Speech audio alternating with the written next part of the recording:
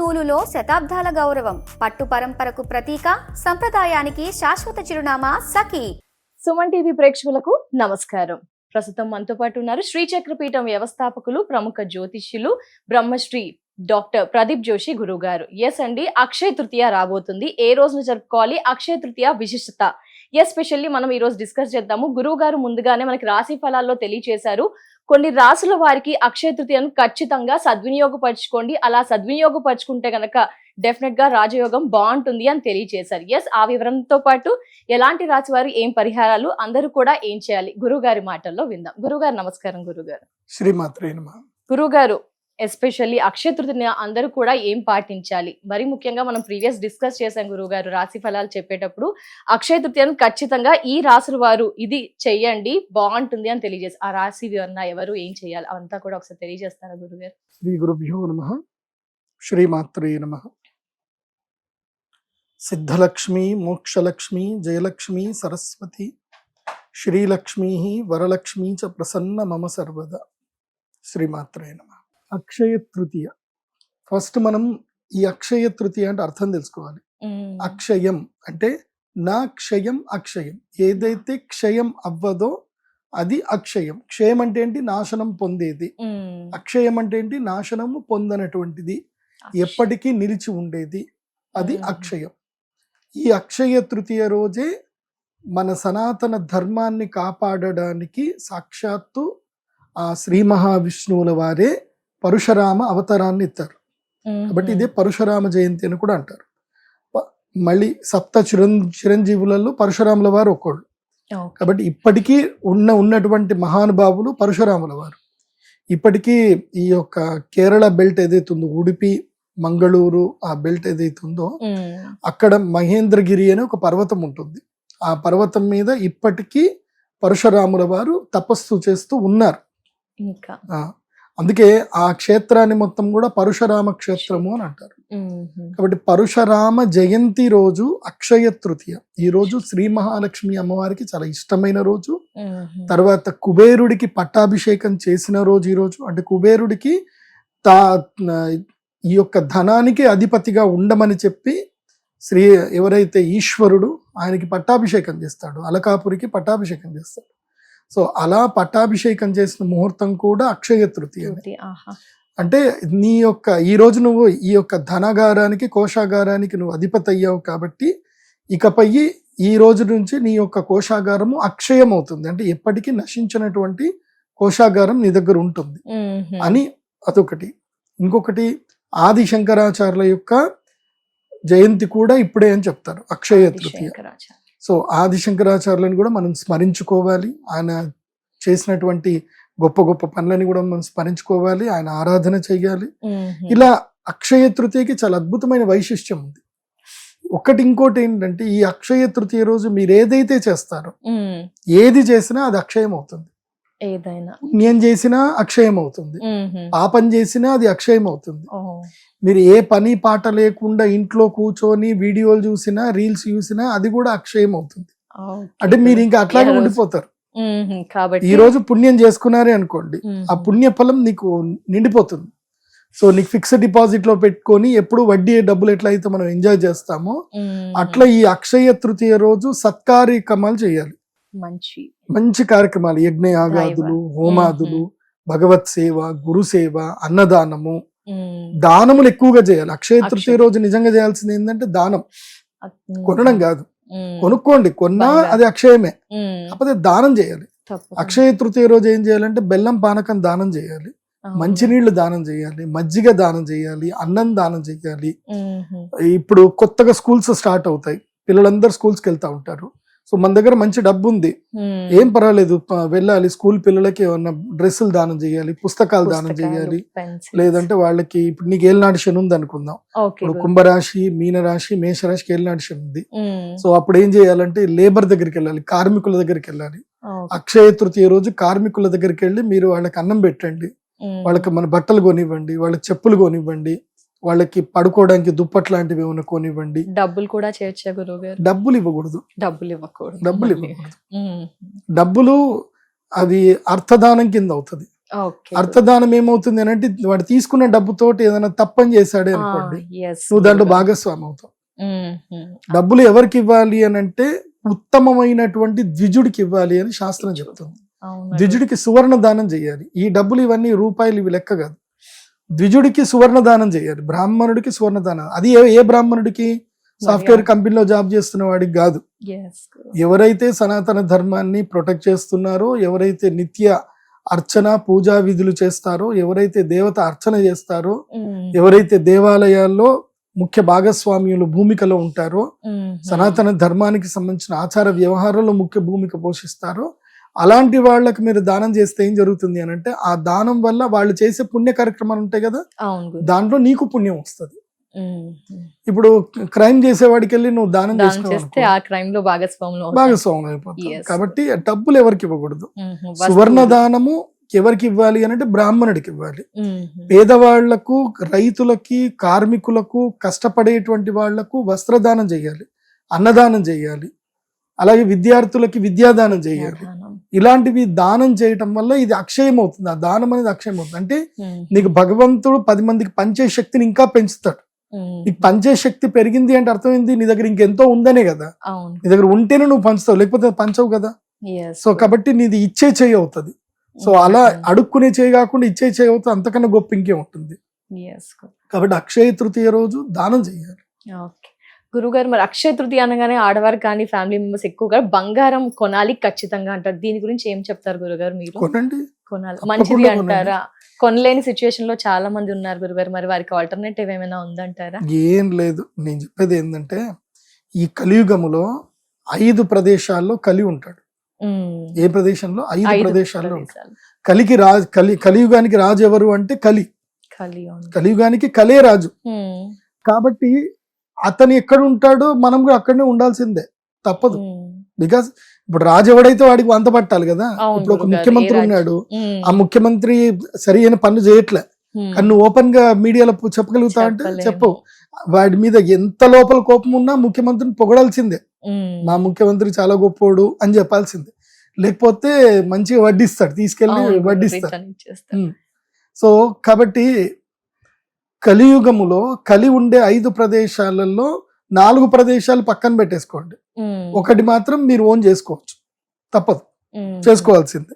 అది ఏమిటి 4 ప్రదేశాలు అంటే, జూదం ఎక్కడైతే ఉంటుందో అక్కడ కలి ఉంటాడు, మద్యపానం ఎక్కడైతే ఉంటుందో అక్కడ కలి ఉంటాడు, స్త్రీలు ఎక్కడైతే గనక శరీరాన్ని అమ్ముకుంటారో అక్కడ కలి ఉంటాడు, ఎక్కడైతే గొడ్డు మాంసము అంటే మాంసం ఎక్కడైతే విక్రయించబడుతుందో అక్కడ కలి ఉంటాడు.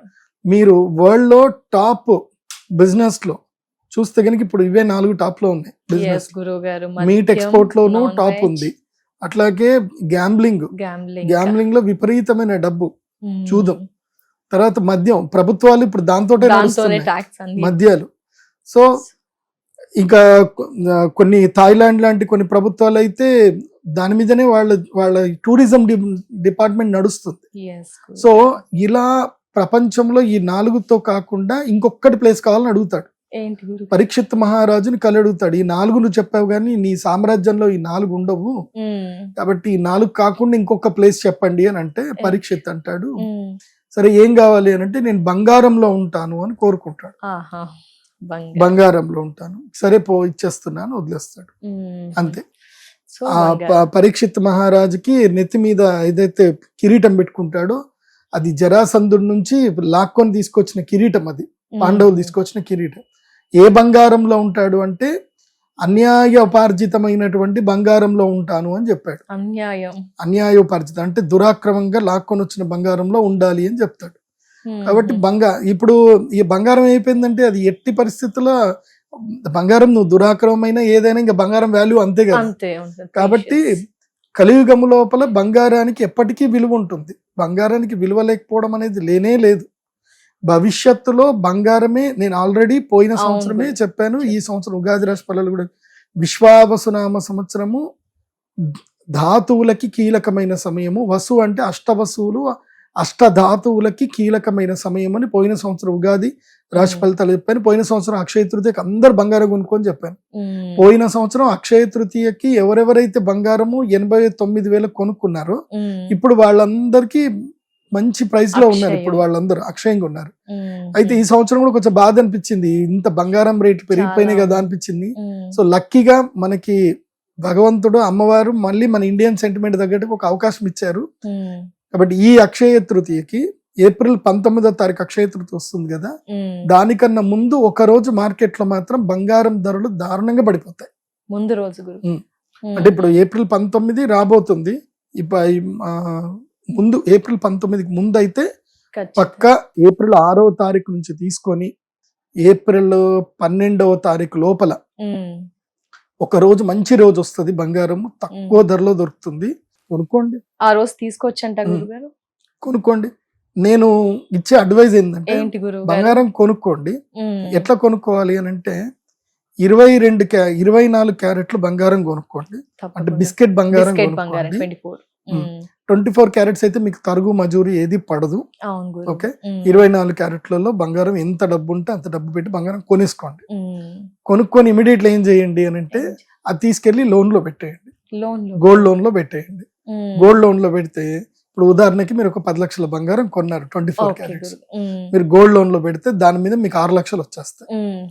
60% ఇస్తారు, 6 లక్షలు గోల్డ్ లోన్ వస్తుంది. ఆ 6 లక్షలు తీసుకొని అదే రోజు ఈటీఎఫ్ లలో తక్కువ ప్రైస్ కి ఈటీఎఫ్లు దొరుకుతాయి, ఈటీఎఫ్ లలో కొనేసుకోండి. ఓకే, ఇటు బంగారం రేటు మళ్ళీ ఎట్టి పరిస్థితుల్లో అక్షయ తృతీయ తర్వాత గురుగ్రహము జూన్ 3వ తారీఖుకి కర్కాటక రాశి లోపలికి ఎంటర్ అవ్వగానే శని యొక్క ప్రభావం తగ్గుతుంది. శని అంటే ఎవరు అంటే ఆయుర్, యుద్ధం. శని కుజ యుతి 30 సంవత్సరాలకు ఒకసారి వస్తుంది. శని కుజ యుతి ప్రతి సంవత్సరం వస్తుంది, కానీ మీన రాశిలో 30 సంవత్సరాలకు ఒకసారి వస్తుంది. మీనం అంటే ఏంటి? ఫిష్, చేపలు. చేపలు ఎక్కడ ఉంటాయి? వాటర్ బాడీస్, పెద్ద పెద్ద వాటర్ బాడీస్ ఏంటి? సముద్రాలు. సో ఎప్పుడైతే ఆల్రెడీ శాస్త్రంలో చెప్పారు, ఏం చెప్పారు?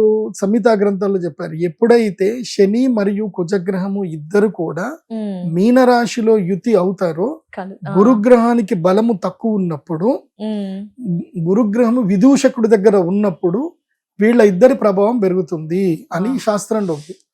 గురుగ్రహం విదూషకుడు అంటే ఎవరు అంటే బుధగ్రహం. బుధగ్రహం విదూషకుడు, ఎంటర్టైన్మెంట్ చేస్తాడు, కమెడియన్ కైండ్ ఆఫ్. సో బుధగ్రహం దగ్గరికి మిథున రాశిలో గురువు ఉండిపోయాడు కాబట్టి ఇప్పుడు గురువు సేద తీరుతున్నాడు మిథున రాశిలో. కాబట్టి గురు బలం తక్కువ ఉంటుంది. ఇప్పుడు ఆయన సేద తీరుతాడు. ఇప్పుడు ప్రతి ఒక్క మనిషికి ఒక రెస్ట్ తీసుకునే టైం వస్తుంది కదా. సో నెక్స్ట్ ఇయర్ ఇప్పుడు ఉదాహరణకి ఇక తెల్లారితే మనం వెళ్ళిపోతున్నాము, మనకు ఉద్యోగం చేయాలంటే ఏమున్నాయి అన్ని కంప్లీట్ చేసుకుందాం రవే అనుకుంటాం. అట్లాగే ఆయన సేద తీరుతున్నాడు. కాబట్టి ఇప్పుడు ఈ మీన రాశి లోపల శని కుజుడు వీళ్ళ యుతి ఉంటుంది. ఇది ఏప్రిల్ మంత్ మొత్తం వాళ్ళు ఉంటారు, కలిసి ఉంటారు. వీళ్ళ కలిసి ఉంటే సముద్రం మీద విపరీతమైనటువంటి దాళ్లు జరుగుతాయి, యుద్ధాలు జరుగుతాయి, సముద్ర యుద్ధాలు అన్నట్టుగాని ఇప్పుడు ఏమవుతుంది, హార్మోజ్ ఏదైతే అది క్లోజ్ చేసేసారు. రేపు రెడ్ సీ కూడా క్లోజ్ చేసేస్తారు. అంటే ఇటు యెమెన్ కంట్రీ అది క్లోజ్ చేస్తుంది, ఇరాన్ ఇది క్లోజ్ చేసి యుద్ధాలు అవుతున్నాయి కదా. దీంతో క్రూడ్ ఆయిల్ ప్రైస్ $140 $150 వెళ్ళిపోతుంది. క్రూడ్ ఆయిల్ వెళ్ళిపోయిందనంటే డాలర్ కి ప్రైస్ ఇంక్రీజ్ అవుతుంది. సో అప్పుడు గోల్డ్ సిల్వర్ ఇన్వెస్టర్స్ అందరు కూడా అటు వెళ్ళిపోతారు. So gold price silver price పడిపోతాయి. ఇది అంతా జూన్ 3 వరకు ఉంటుంది. మెయిన్ ఏప్రిల్ 19 దాకా లోలో దొరుకుతాయి. ఏప్రిల్ 19 నుంచి కొంచెం హై ప్రైస్ లో, అంటే మరీ అంత ఎక్కువ కాకుండా ఈ ఏప్రిల్ 19th కి బిఫోర్ ఏదైతే డిస్కౌంట్ దొరుకుతుందో ఏప్రిల్ 19 తర్వాత అయితే దొరకదు. ముందుగానే తీసేసుకోవడం. సో ఏప్రిల్ 19 తర్వాత దొరుకుతాయి. కాబట్టి ఇటు గోల్డ్ లోను పెట్టుకొని ఇటు అది తీసుకొని ఏం చేసుకున్నామంటే మనము ఈటీఎఫ్ కొనుక్కున్నాం అనుకోండి, ఇటు ఈటీఎఫ్ ప్రైస్ పెరుగుతుంది, అటు మనం కొన్న గోల్డ్ ప్రైస్ పెరుగుతుంది, రెండు పెరుగుతాయి. ఇదేముంటుంది, మామూలు వడ్డీ పడుతుంది, గోల్డ్ లోన్ వడ్డీ. అది వడ్డీ కట్టేసుకొని సంవత్సరం తర్వాత మీరు విడిపించుకున్నారనుకోండి, సంవత్సరానికి అదే బంగారము నాకు తెలిసి నెక్స్ట్ ఇయర్ అక్షయ తృతీయ వరకు 2027 అక్షయ తృతీయ వరకు 24 క్యారెట్ల గోల్డ్ 1,90,000 కన్ఫర్మ్ ఉంటుంది. 1,90,000 24 క్యారెట్లు 10 గ్రాములకి ఉంటుంది. కాబట్టి ఇప్పుడు మీరు 1,30,000కి పడి కొన్నారే అనుకోండి, 70 లక్షలు 70,000 ప్రాఫిట్ లోనే ఉంటారు. ఆల్మోస్ట్ 70 అంటే 60,000 ప్రాఫిట్లో ఉంటారు. 1,90,000కి వస్తే సో 60,000 ప్రాఫిట్లో ఉంటారు. ఇక్కడ కూడా ETF లో కొంటారు కాబట్టి సేమ్ ప్రైస్ లో అది కూడా ఒక 60,000 ప్రాఫిట్లోకి వచ్చేస్తారు. సో మొత్తం లాభం, 2 రకాలుగా లాభం వచ్చేస్తుంది. ఎస్ గురుగారు. కాబట్టి పెళ్లిలో ముహూర్తాలు ఏమైనా ఉంటే 22 క్యారెట్స్ ఇప్పుడు కొనకండి, 24 క్యారెట్స్ కొనుక్కోండి. మీరు అదే బిస్కెట్ బంగారం మీరు ఇచ్చేసి 22 క్యారెట్స్ కూడా ఆ రోజు కూడా ఏ రోజు కావాలంటే ఆ రోజు కొనుక్కోవచ్చు కదా, తగదు. బిస్కెట్ బంగారం ఏంటంటే మనకు ఒక వాల్యూ ఉంటుంది. అదే మీరు 22 క్యారెట్స్ కొనుక్కున్నారనుకోండి, అది మీరు కొనేటప్పుడే తరుగు, మజూరి, అవన్నీ GSTలు అవన్నీ కూడా మీరు 15% మినిమం కట్టాల్సిందే. అంటే మీరు ఎక్కువ పెట్టి బంగారం కొంటున్నారు. అది సో అదొక్కటి చూసుకోండి. కాబట్టి అక్షయ తృతీయ రోజు అయితే బంగారం కొనండి అని చెప్తా, అంతకన్నా ముందే కొనండి. అక్షయ తృతీయ రోజుకి నాకు తెలిసి డిమాండ్ ఎక్కువ పెరుగుతుంది కాబట్టి ఆ రోజు ప్రైస్ కూడా ఇంకెక్కువ అయ్యే అవకాశం ఉంటుంది. ముందు రోజే కొంటే ఆ ప్రతిఫలం ఉంటుందంటారా గురుగారు? లేదు, అక్షయ తృతీయ రోజు మనం కొన్న బంగారం తీసుకెళ్లి అమ్మవారి దగ్గర పెట్టి పూజ చేసుకోవాలి. అమ్మవారి దగ్గర పెట్టి పూజ చేయడమే మనం కొన్నట్టు. ఇంటికి తెచ్చుకోవడం అదేం లేదు. నీకు ఎప్పుడు ప్రైస్ తక్కువ ఉంటే అప్పుడు తెచ్చి ఇంట్లో పెట్టుకోండి. అక్షయ తృతీయ రోజు చక్కగా పసుపు కుంకుమ వేసి అమ్మవారి దగ్గర పెట్టి ఆ రోజు ఆభరణాలు ధరిస్తే నువ్వు ఓన్ చేసుకున్నట్టు. ఇంకా ఏం చేయొచ్చు అంటారు గురువు గారు? అక్షయ తృతీయ రోజు ఆడవారు ఇంకా ఏం చేయొచ్చు అంటారు? పూజ విధానం ఏమైనా స్పెషల్ గా ఉంటుందా? మీ స్టైల్ ఆఫ్ లో ఏం చెప్తారు? మెయిన్ అక్షయ తృతీయ రోజు ప్రతి ఒక్కరు తమ ఇంట్లో పూర్ణ కలశం పెట్టుకోవాలి. పూర్ణ కలశం పెట్టుకొని చక్కగా కలశం మీద కొబ్బరికాయ పెట్టి పూర్ణ కలశం పెట్టుకొని బంగారు మోము లేదా వెండి మోములో మహాలక్ష్మి అమ్మవారిని పెట్టుకొని అమ్మవారికి అభిషేకం, శ్రీ సూక్తము, పురుష సూక్తం తోటి అమ్మవారికి అభిషేకం చేసి పాలు, పెరుగు, తేనె, నెయ్యి, చక్కెర వీటితో చక్కగా అభిషేకం చేసి గంధం కుంకుమ పెట్టి లలితా సహస్రనామం చదువుతూ చక్కగా అమ్మవారికి కుంకుమార్చన చేసుకోవాలి. ఇది జనరల్ గా ప్రతి ఒక్కరూ ఇంట్లో చేసుకోవాల్సిన పనిది.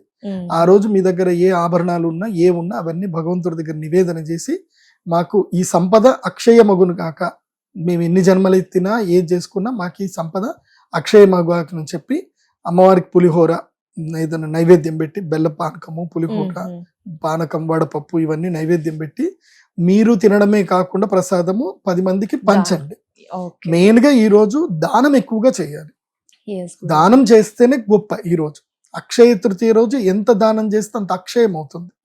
ముఖ్యంగా అన్నదానం చేయండి, జలదానం చేయండి, మజ్జిగ దానం చేయండి. తర్వాత ఇంకోటి చాలా ఇంపార్టెంట్ థింగ్, ఇది జనరల్ గా అందరు చేయాల్సినవి కానీ ఒక VIP రేంజ్ ఒకటి ఉంటుంది అనమాట. అంటే ఇది చేస్తే ఇంకా కన్ఫర్మ్, అందులోపల డౌట్ లేదు అనేది ఒకటి ఉంటుంది. అదేమిటంటే శ్రీ మహాలక్ష్మి యాగం. అమ్మవారి యాగం చేసుకోవాలి. నేను 2018 నుంచి అక్షయ తృతీయది నేను స్టార్ట్ చేశాను. అప్పటికి ఇప్పటికి 2018లో నా యొక్క జర్నీ దాదాపుగా 10-15 లక్షలతో స్టార్ట్ అయింది. ఇప్పుడు నాకు 100 times ఐ మేడ్. అప్పటి నుంచి ఇప్పటికి నాకు ప్రేక్షకులు పెరుగుతున్నారు, అభిమానులు పెరుగుతున్నారు, నా సంపద పెరుగుతుంది. అప్పటికి మా అమ్మవారి దేవాలయం చాలా చిన్నగా ఉండే, ఇప్పుడు చాలా పెద్దగా అయిపోయింది దేవాలయం. అప్పుడు జస్ట్ కెపాసిటీ ఎంత, 50 మంది కెపాసిటీ ఉండే, గుళ్ళో కూర్చునే కెపాసిటీ 50 మంది. ఇప్పుడు ఏకంగా ఒకేసారి దాదాపుగా 500 మంది కూర్చోవచ్చు, అంత కెపాసిటీ అయిపోయింది. 500 మంది కూర్చునే కెపాసిటీ ఏంటి అంటే అది 10 times పెరిగింది. సంపద కూడా 10 times పెరిగింది. కాబట్టి మీరందరూ కూడా అక్షయ తృతీయ రోజు మా అమ్మవారి దేవస్థానానికి రండి. మేము ఎనర్జీ ఇస్తాం, అది అద్భుతంగా ఉంటుంది. అది ఆ పూజ ఈవెంట్ ఏముంటది, ఇప్పుడు ప్రతి ఒక్కరి కుటుంబంలోనూ ఒక ఈవెంట్స్ కి వెళ్ళాలి. ఒక సందర్భం వచ్చినప్పుడు ఈవెంట్స్ కి వెళ్ళాలి. ఈవెంట్స్ ఎక్కడ జరుగుతున్నాయి అక్కడికి వెళ్ళాలి. మీరు మీ ఇంట్లో ఈవెంట్ చేసుకున్నారనుకోండి, దాంట్లో మీరు ఎంజాయ్ చేసేది ఏమి ఉండదు. మీరు మీ అతిథులందరినీ మీరు సత్కరించడంలోనే ఉంటుంది. అదే ఈవెంట్ జరుగుతున్న ప్లేస్ కి వెళ్ళారనుకోండి, డివైన్ ఈవెంట్స్. ఇప్పుడు మా అమ్మవారి ఎట్లా ఉంటుందంటే అక్షయ తృతీయ సూపర్ ఉంటుంది ఈవెంట్. మార్నింగ్ 6 నుంచి 8 వరకు మొత్తము కలశాలు అన్నిట్లలో నీళ్లు నింపుతాం. అన్ని నీళ్ళు నింపి 8 o'clock నుంచి అమ్మవారికి కుంభాభిషేక పూజ జరుగుతుంది, పుణ్యవచనం జరుగుతుంది. కుంభాభిషేకం 1000 కలశాలు, 1000 కలశాల్లో ఉన్న నీటితో 1000 మంది ముత్తైదువులు ఎంత వస్తే వాళ్ళందరికీ గర్భగృహ ప్రవేశం ఇస్తాం. మీరు ఏ క్యాస్ట్ ఏం కథ ఏమి అడగం. ఎందుకోసం అంటే మా దృష్టిలో అందరూ అమ్మవారి యొక్క శక్తి స్వరూపులే. యాదేవి సర్వభూతేషు శక్తి రూపేణ సంస్థిత, నమస్తస్యై నమస్తస్యై నమస్తస్యై నమో నమః. కాబట్టి మేము అందరినీ శక్తి స్వరూపంగానే చూస్తాం. ఇంకా వాళ్ళ యొక్క ఆలోచనలు, వాళ్ళ పుట్టుక, వాళ్ళ జీవన విధానం అవంతా కూడా వాళ్ళ కర్మలను బట్టి ఉంటుంది. కాబట్టి కాకపోతే శక్తి ఒక్కటే, శక్తి శక్తి ఒకటే. ఇప్పుడు ఉదాహరణకి కరెంట్ ఒక్కటే, కాకపోతే అది కెమెరాగా పనిచేస్తుంది, టీవీగా పనిచేస్తుంది, లైట్ గా పనిచేస్తుంది, ఫ్యాన్ గా పనిచేస్తుంది. కరెంట్ ఒకటే, శక్తి ఒక్కటే. శక్తి ఒక్కటే. మీరు వేరే, నీ పేరు వేరు, నీ జెండర్ వేరు, నీ యొక్క కులం వేరు, నీ మతం వేరు, నీ ఆచరణ విధానం వేరు, నీ మెంటాలిటీ వేరు, నీ జీవనోపాధి వేరు, ఇవన్నీ డిఫరెంట్, బట్ శక్తి ఒక్కటే. కాబట్టి మేము శక్తి స్వరూపులుగానే భావిస్తాం అందరికి. మీరు అందరు రావాలి, అక్కడ చక్కగా స్నానాలు చేసుకోవాలి, సాంప్రదాయ వస్త్రాలు ధరించాలి, కలశం తీసుకోవాలి, కూర్చోవాలి. మేము మంత్రాలన్నీ చదువుతాము, అన్ని కలశాల మీద చక్కగా అక్షంతలు వేస్తాము. అప్పుడు అమ్మవారి గుడిలోకి వెళ్ళి సాక్షాత్తు శ్రీ లలితా త్రిపుర సుందరి దేవి అమ్మవారి యొక్క పాదములకి మీరు అభిషేకం చేయండి. అందరికి అభిషేకం అవకాశం ఇస్తాం. గర్భగుడి లోపలికి అందరికి ప్రవేశం ఇస్తాం. ఒక్క అక్షయ తృతీయ రోజే ప్రవేశం ఇస్తాం. అందరూ వెళ్ళాలి ఆ జగదంబకి. ఎందుకోసం అంటే మా నాన్నగారు బ్రహ్మశ్రీ కృష్ణ జోషి గారు ఆయన వాక్యం ఏంటంటే, భగవంతుణ్ణి మనం ఎవరికి దూరం చేయకూడదు. మనం అందరిని మనం దగ్గర చేయడానికి నేను గుడి కట్టాను, దూరం చేయడానికి గుడి కట్టలే. నా ఒక్కడికే పూజ చేయాలి, నేను ఒక్కడినే పుణ్యం పొందాలి అనుకుంటే అది స్వార్థం. అందరికి ఆ పుణ్య ఫలం ఇవ్వాలి, అందరికీ భగవత్ సేవ చేసుకునే శక్తి ఇవ్వాలి అని చెప్పి మా నాన్నగారి యొక్క సంకల్పం అదే ఉండే. అదే ఆలోచన విధానాన్ని మేము కంటిన్యూ చేస్తున్నాం. కాబట్టి అక్షయ తృతీయ రోజు అందరికీ గర్భగృహ ప్రవేశం ఉంటుంది. అందరూ అమ్మవారి యొక్క పాదుకలకు అభిషేకం చేయొచ్చు. తర్వాత మేము దానికి ఒక నియమం ఉంటుంది. వేద మంత్రములు, వేదములు చదువుకున్న వ్యక్తులు ఎవరైతే ఉంటారో అర్హత ఉన్న వ్యక్తులకు మాత్రమే అమ్మవారి యొక్క శిరోపాదమస్తకం వరకు అభిషేకం చేసే అధికారం ఉంటుంది. వేద అర్హత లేనటువంటి వాళ్లకు, ఆ యొక్క విజ్ఞాన అర్హత లేని వాళ్లకు పాదసేవ మాత్రమే ఉంటుంది. అంటే అమ్మవారి పాదుకలు మాత్రమే కడగాలి, నెత్తి నుంచి పోసే అధికారం వాళ్ళకు లేదు. దాంట్లో మాత్రం శాస్త్రం పాటించాలి. కాబట్టి అమ్మవారి యొక్క పాదములు పాద పూజ చేయడానికి అందరికీ ఇస్తాం అర్హత. అందరూ వచ్చి అమ్మవారి పాదుకలు చేసుకోవాలి. అక్కడ 365 కిలోల పంచలోహ శ్రీచక్రం ఉంటుంది. మీకు సౌత్ ఇండియాలో ఎక్కడ కూడా లేదు అంత బరువైన పంచలోహ శ్రీచక్రం, ఎక్కడా లేదు. అందుకే మా పీఠం పేరు శ్రీచక్ర పీఠం. అక్కడ శ్రీచక్రానికి అభిషేకం చేయండి, అమ్మవారికి అభిషేకం చేయండి, నవావరణ పూజ జరుగుతుంది, అది చూడండి. అమ్మవారికి మీ చేతుడు అభిషేకం చేయడం అంటే అంతకన్నా పుణ్యం ఇంకోటి ఉండదు. అక్షయ తృతీయ రోజు. ఇంకోటి, మీరు ఎక్కడ ఏ టెంపుల్ కైనా వెళ్ళండి, మిమ్మల్ని ఎవరు గర్భగుడిలోకి రానివ్వరు. మిమ్మల్ని అక్కడే ఉండి మీరు అభిషేకం చూడండి, తీర్థం ఇస్తాను తీసుకొని వెళ్ళండి అంటారు. కానీ అమ్మవారిని స్పర్శ చేసే అర్హత ఎవరికి ఇవ్వరు. మేము ఇస్తున్నాం ఆ ఒక్క రోజు మాత్రమే. ఆ 12:30 గంటల మళ్ళీ ఆ అమ్మవారి అభిషేకం అయిపోయింది, అలంకరణ అయిపోయింది అని అంటే ఇంకెవరిని అలో చేయలేదు. అక్షయ తృతీయ రోజు ఒక రోజు అలో చేస్తాం. ఎందుకోసం అంటే మళ్ళీ శుద్ధి పుణ్యావచనం చేయడము, మళ్ళీ అమ్మవారికి శక్తి ఆవాహన చేయడము, అలంకరణ చేయడము అన్ని అయిపోతాయి. సో మధ్యాహ్నం దీని తర్వాత ఏంటంటే అమ్మవారికి మామిడి పళ్ళ పానకంతో అభిషేకం ఉంటుంది. ఇంకోటి అక్షయ ఫలం అన్ని కూడా దేన్ని అంటారు అంటే మామిడి పండునే అంటారు. మామిడి పండు పళ్ళల్లో అది రాజు అన్నమాట. కాబట్టి వృక్షరాజం కూడా మామిడి పండే. కాబట్టి ఆ మామిడి చెట్టు యొక్క మామిడి పళ్ళని రసంతో అమ్మవారికి అభిషేకం చేస్తాము. మళ్ళీ చందన లేపన పూజ ఉంటుంది అమ్మవారికి. చందనం, శ్రీ చందనం కూడా అమ్మవారికి పూజ చేస్తాము. అందరికి చందనం ఇస్తాము. అదే విధంగా పానకము, ప్రసాదము అందరికి ఇస్తాము. మధ్యాహ్నం వరకు భోజనాలు, అభిషేకం అంతా అయిపోతుంది. ఆ తర్వాత సాయంత్రం పూట ఈసారి అక్షయ తృతీయ 2వ రోజు వరకు కంటిన్యూ అవుతుంది. కాబట్టి అక్షయ తృతీయ ప్రధాన ముహూర్తము సాయంత్రం గోధూళి వేళలో ఉంది. కాబట్టి గోధూళి ముహూర్తం అని ఒకటి అంటారు. అంటే గురువుగారు ఏం చేస్తారు? గోధూళి ముహూర్తములో మా దగ్గర శ్రీచక్రము లైవ్ గా వేస్తాం అన్నమాట. ముగ్గు వేస్తాం, శ్రీచక్రం పెద్ద వేస్తాం. సో మీరు ఏదైతే శ్రీచక్రాన్ని మీరు కళ్ళతో చూస్తున్నారో అదే శ్రీచక్రం అనే ఒక మండలం చుట్టూ, యంత్ర మండలం చుట్టూ హోమకుండాలు వేసి యాగం చేస్తాం. అంటే శ్రీచక్ర మండలావర్తితో కలిగినటువంటి యాగము అది. ఇప్పటిదాకా మీరు సౌత్ ఇండియాలో కానీ ఎక్కడైనా మీరు చూసుండరు అలాంటి యాగం. సో శ్రీచక్ర మండలము యంత్రముతో సమేతంగా యాగం చేయడం. సో 108 మందికి మాత్రమే అవకాశం ఇస్తాం. 108 మందికి మాత్రం అవకాశం ఇస్తాం. ఎందుకోసం అంటే శ్రీచక్రం చుట్టూ 100 మంది పెడతారు. సో అంత వాళ్ళకే అవకాశము, అందరికి అవకాశాలు లేవు. మరి ఎలా గురువు గారు 108 మంది, చాలా మంది ఫాలోవర్స్ ఉంటారు కాబట్టి ఎలా 108 మందిని ఎలా సెలెక్ట్ చేసుకుంటారు మీరు? నేను అమ్మవారు సెలెక్ట్ చేస్తారు. ఇంకోటి ఏంటంటే మా పీఠంలో విచిత్రం ఏంటంటే ఎగ్జాక్ట్ అంతమందే వస్తారు. క్రౌడ్ ఎక్కడ ఇది అవ్వదు, మాకు ఎప్పుడు ఇబ్బంది కాదు. అమ్మవారు పిలిపించుకుంటది. ఎవరిని పిలిపించుకోవాలో వాళ్ళనే పిలిపించుకుంటది. మిగతా వాళ్ళు కొంతమంది రారు, కొంతమంది వద్దామనుకుంటారు, వాళ్ళు రాలేకపోతారు. అది కొంతమందికి మాత్రమే అవకాశం క్రతువులో ఉంటుంది. పాల్గొనాలి అని నాకే అనిపిస్తుంది, ఇంకా చాలా మంది వ్యూవర్స్ కి కూడా అనిపిస్తుంది. మరి ఎలా అంటారు? పక్కా 108 మెంబర్స్ ఏం లేదు, 108 మెంబర్స్ కి అవకాశం వస్తుంది. అమ్మవారు మీకు సంకల్పం మేము ప్రచోదనం చేస్తుంది. మీరు నా వెబ్సైట్ ఉంటుంది pradeepjoshi.com వెబ్సైట్, డైరెక్ట్ గా వెబ్సైట్ కి వెళ్ళిపోండి. అక్షయ తృతీయ ప్యాకేజీలు ఉంటాయి. మీరు ఏ ప్యాకేజ్ అంటే ఆ ప్యాకేజ్ బుక్ చేసేసుకోండి. 100 మందికి మాత్రమే అవకాశం. గురుగారు, మనం రాశి ఫలాలు చేసినప్పుడు ఈ విషయం కూడా చెప్పారు, అక్షయ తృతీయ రోజు ఈ రాశి వాళ్ళకి ఇలా బాగుంటుందని. ఈ మహాలక్ష్మి యాగమే ఆ గురుగారు, ఇంకా ఏమైనా క్రతువులు ఉన్నాయా? కొంతమంది రాసులు చెప్పారు కదా, ఆ రాసులు ఎవరు మిమ్మల్ని అప్రోచ్ అవ్వచ్చు ఈ అక్షయ తృతీయ కార్యక్రమంలో? ఇంకా ఎవరు పాల్గొచ్చు, ఎస్పెషల్లీ ఆ రాసుల వారు? ఇప్పుడు ఒక్కొక్కళ్ళకి ఒక్కొక్క బ్రేక్ ఈవెన్ టైం వస్తుంది. ప్రతి సంవత్సరం ఒక్కొక్కళ్ళకి ఒక టైం వస్తుంది బ్రేక్ ఈవెన్ టైం. ఈ సంవత్సరం బ్రేక్ ఈవెన్ టైం ఎవరికి అని అంటే 5 రాసుల వాళ్ళకి అదృష్ట యోగం ఉంది. అదృష్ట యోగం ఎట్లా అంటే, అదేదో పవన్ కళ్యాణ్ సినిమా అత్తారింటి దారిలో క్యారెక్టర్ కి ఒక 10 లక్షలది సూట్ కేసు ఇస్తే దీని నంబర్ చెప్పండి అని అడుగుతారు కదా. అంటే వీడికి ఎంత అదృష్టం ఉన్నా సరే వీడి దరిద్రం బెడ్రూమ్ లో తలదంచుకొని పడుకుంది అని అంటారు. సో అది ఉందనుకోండి, నీకు అదృష్ట దేవత వచ్చి నీకు డోర్ కొట్టినా సరే నువ్వు డోర్ ఓపెన్ చేయవు, అది అట్లాగే ఉంటుంది. సో అలాంటివి మీకు జరగొద్దు, అమ్మ అనుగ్రహం పూర్తిగా కలగాలి మీ జాతకంలో.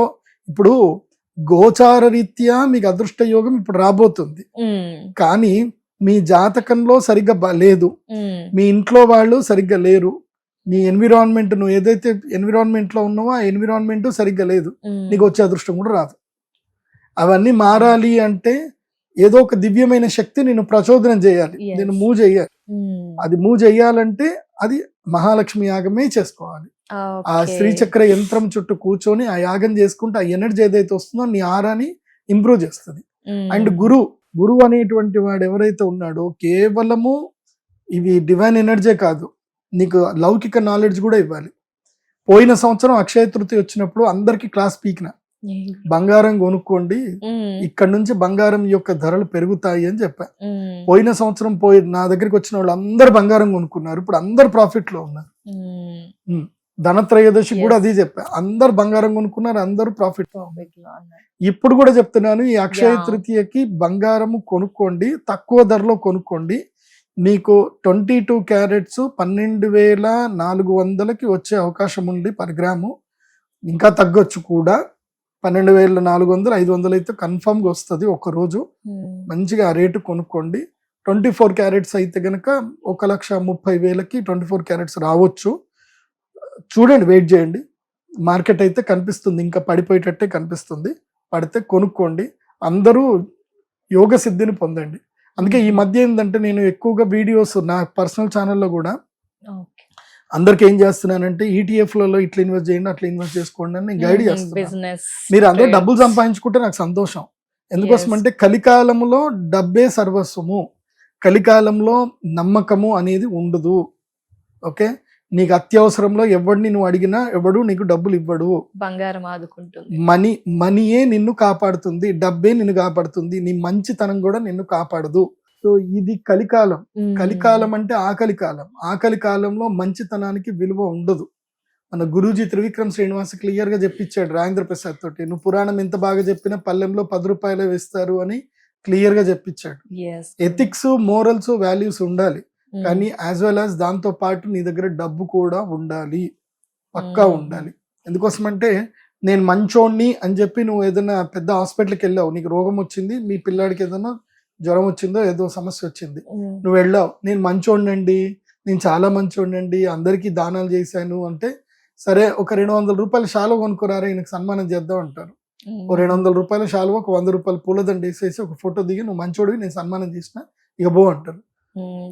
చేయండి అని అంటే డబ్బులు కట్టండి అంటారు. దైవానుగ్రహం హెల్ప్ చేయదంటారా గురువు గారు? అదే కదా, ఇప్పుడు ఆ దైవానుగ్రహం బట్టే కదా నేను చెప్తున్నది. నేను ఎవరిని మరి, నేను అమ్మవారి సేవకుడిని కాబట్టి నువ్వు ఏ కాలానికి తగ్గట్టుగా ఆ కాలానికి అనుకూలంగా నువ్వు ఉండాలి.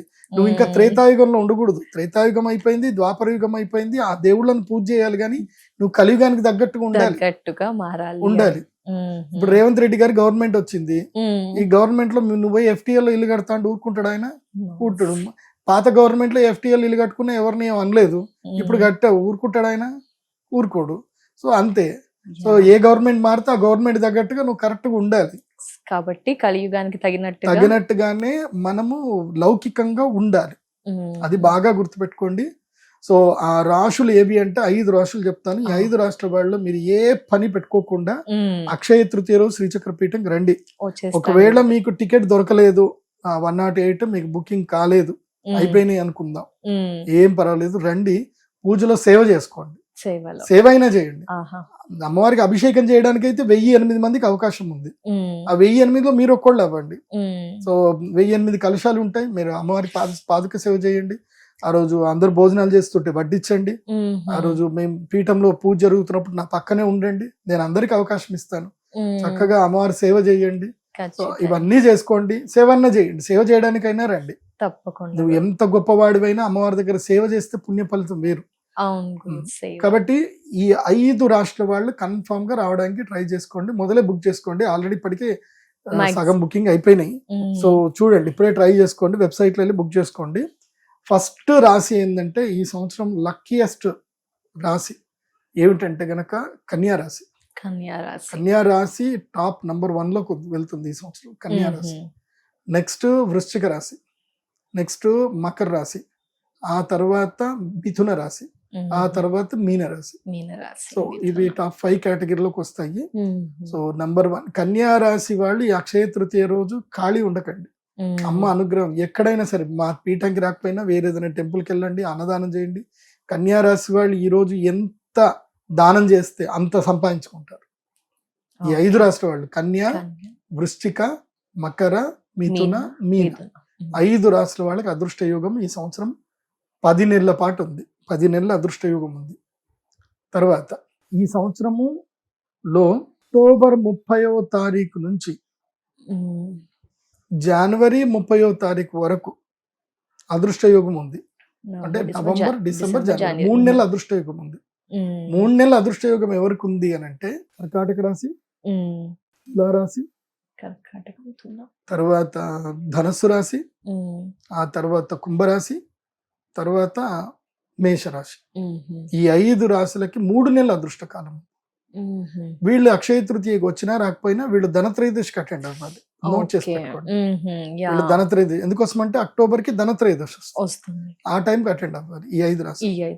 సో ఇంకా ఏ రాశులు ఉన్నాయనంటే వృషభ రాశి ఛాన్స్ లేదు, సింహరాశి ఛాన్స్ లేదు. సింహరాశి వాళ్ళు, వృషభ రాశి వాళ్ళు తిన్నామా పడుకున్నామా తెల్లారిందా. కానీ పాల్గొనాలనుకుంటే ఈ మహాలక్ష్మి యాగంలో పాల్గొవచ్చు, సేవ చేయొచ్చు, యాగం చేసుకోవచ్చు.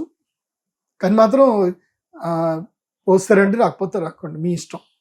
ఎందుకోసమంటే మీకు రావాలి అనిపించి అమ్మ పిలిస్తే రండి. నేను చెప్పేది మాత్రం 5గురికి కన్ఫర్మ్ గా రండి అని చెప్తా. ఏ 5గురికి అక్షయ తృతీయకి 5 రాష్ట్రాల వాళ్ళకి ఇన్విటేషన్ అలౌడ్. వీళ్ళకి పాస్లు ఇచ్చేస్తున్నాయి, ఇన్విటేషన్ పాస్లు ఇచ్చేస్తున్నాయి. ఎవరికి? కన్యా రాశి, వృశ్చిక రాశి, మకర రాశి, మిథున రాశి, మీన రాశి. వీళ్ళకి మాత్రం పాస్ ఇచ్చేస్తున్నారు. ఎలాంటి పనులున్నా ఆపుకొని మరి రావాలి, కన్ఫర్మ్ గా రావాలి. మిగతా 5 రాశులకి ధనత్రయోదశికి పాస్ ఇస్తున్నాను. సో ఈ మిగతా ఈ 2 రాశులకి ఏంటంటే మీ ఇష్టం. ధన్యవాదాలు గురుగారు. అక్షయ తృతీయ యొక్క విశిష్టత తెలియజేశారు. శ్రీ మహాలక్ష్మి యాగం గురించి కూడా పూర్తి వివరణ, మీ ఆధ్వర్యంలో జరిగే క్రతువు గురించి కూడా చాలా చక్కగా వివరించినందుకు ధన్యవాదాలు గురుగారు. నమస్కారం. శ్రీమాత్రే నమః.